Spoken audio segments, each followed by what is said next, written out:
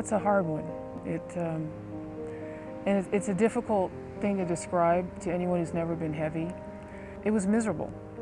Um, I couldn't walk 5 feet from my room to the bathroom without being out of breath. I remember I had to sit in my car and wait till I had the energy to be able to walk to my job.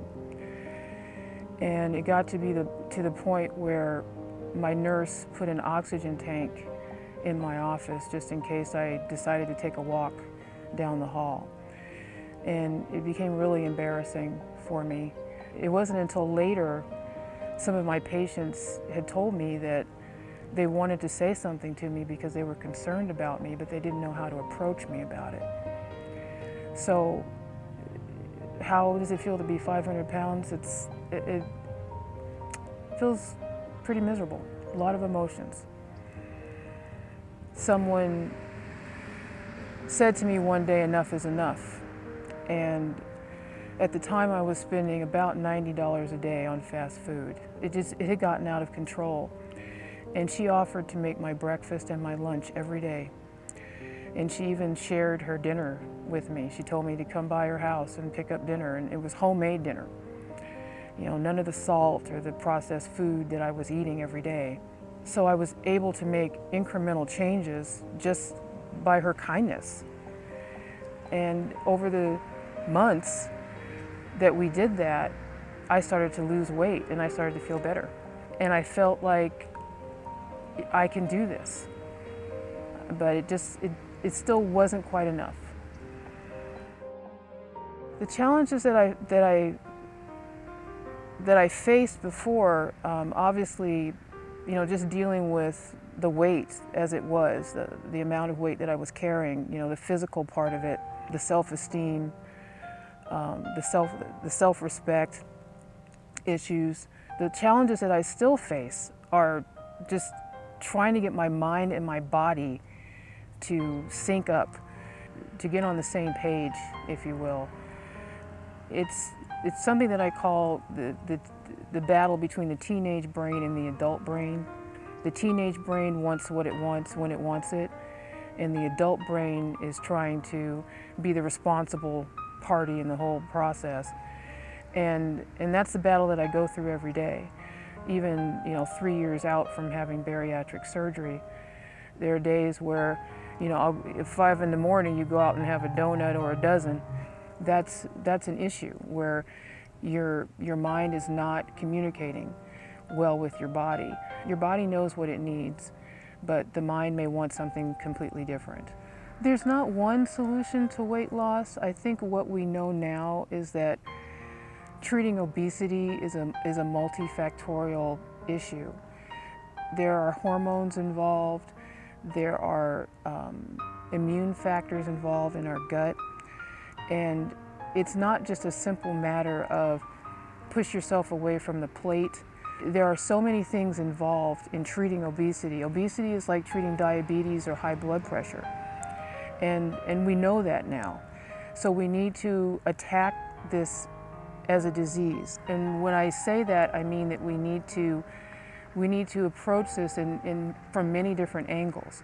That includes increasing one's physical activity, that includes nutrition, that includes dealing with the stress, someone who's not sleeping well. That includes an entire psychosocial assessment of an individual. Unless you approach it from that perspective, there's no real chance of long-lasting weight loss, and I think that's the issue that we're seeing now. This is not all about weight loss. This is about health. This is about self-esteem. This is about wellness. And what we need to do is we need to look at the long term. We need to not be so hyper-focused on a scale and what we look like in the mirror, but rather how we feel as human beings, physically and mentally. And our moods are incredibly important, and our self-esteem. So for example, with modest weight loss of 5 to 10%, what we see is an increase in our good cholesterol by 5 points. We can also see a decrease in blood pressure, overall blood pressure, by 5 millimeters of mercury, and a decrease in what's called the hemoglobin A1C, which is a marker of diabetes, by a half a point. And you can see that type of decrease in hemoglobin A1C with an oral medication for diabetes. So even with just a modest amount of weight loss, we can see significant changes in physical health. But again, as I said, it's not all about weight loss.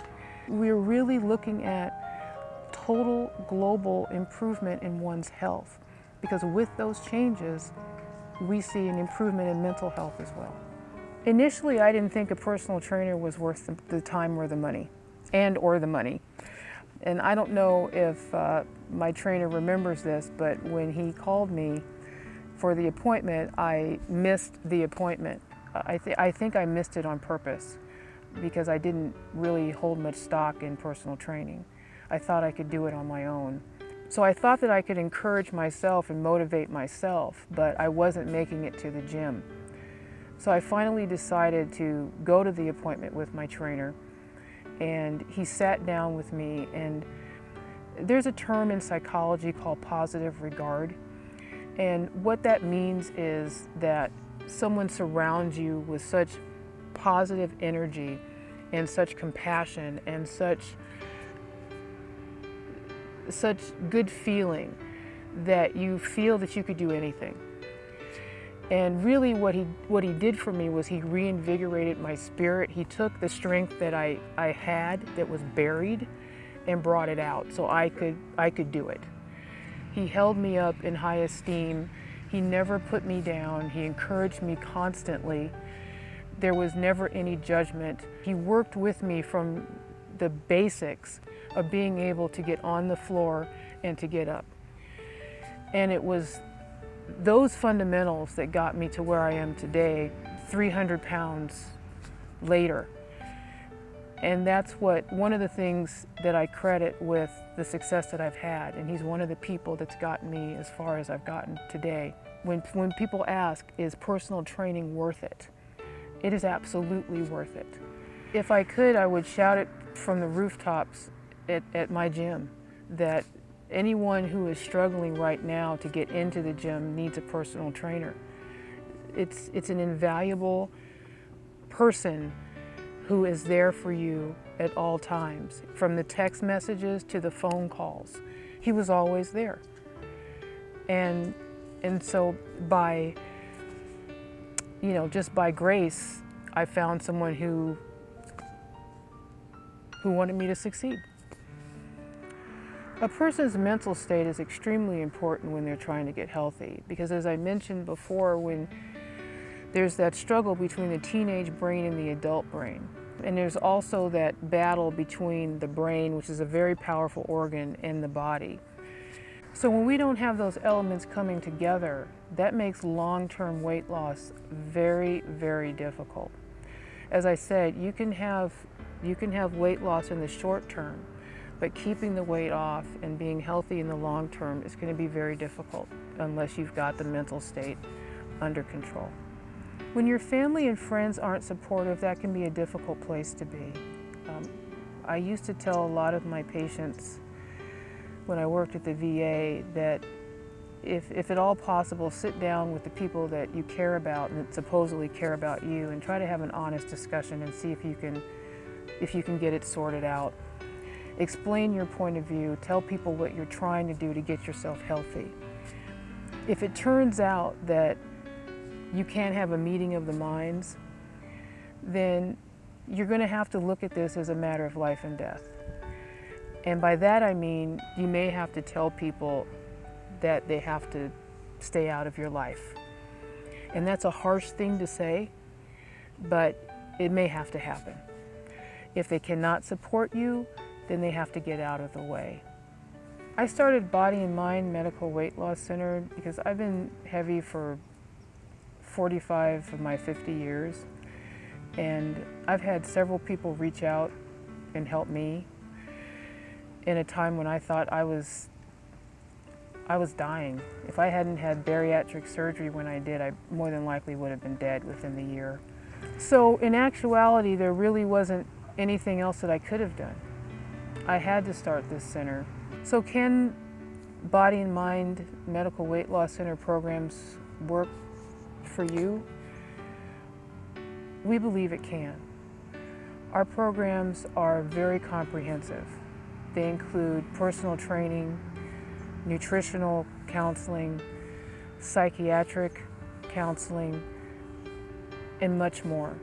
More importantly, what Body and Mind offers is people who have the passion and the vision to get you through this.